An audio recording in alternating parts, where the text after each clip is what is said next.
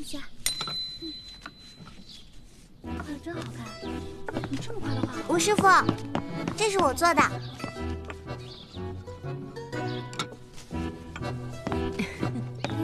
你看到我的东西了吗？那不是你做的面具吗？吴师傅，这张面具是我做的，被易欢偷偷拿了。易欢，他居然偷懒不肯做作业，居然偷了同学的功课来搪塞我。上课的时候，易欢竟然还装病。易欢这孩子呀，比其他的孩子都聪明，只要稍加努力，前途不可估量。每次都是这样，认错认得贼快，可是一掉头，就外甥打灯笼，照旧。易欢，从明天开始，别人练1个时辰的功夫，你要练2个时辰。别人做1份功课，你得做2份。你这样根本不配做晋王的女儿，日后还怎么指望你光复大明？欢，不要让我失望。你这孩子今后要多用点功了。易欢，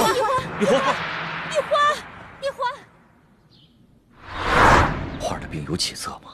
花儿这孩子，打从刚出生就掉落在了地上，又在雨水里浸泡了1天，所以才落下了头疼的印记。我已经想尽了办法，只能延缓他的痛苦，却不能根治。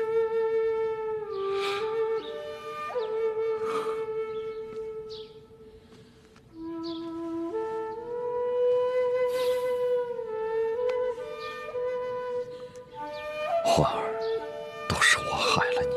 其实欢儿的病也不是不可医治，只是需要找到一种特别的药引。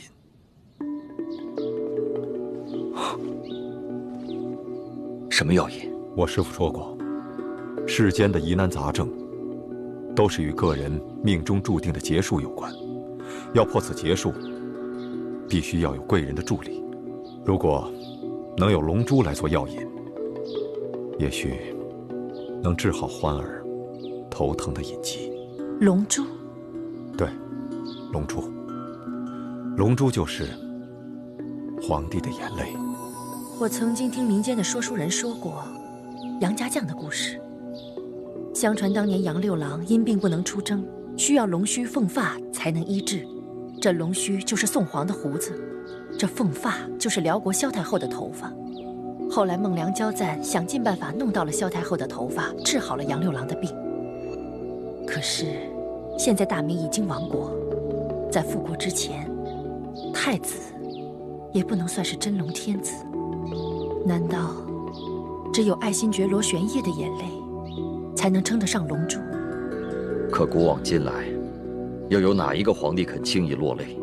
就算有龙珠，我们又怎么能够得到来治欢儿的病呢？义父，诸位师长，你们不必忧心，我将来一定光复大明，登上皇位。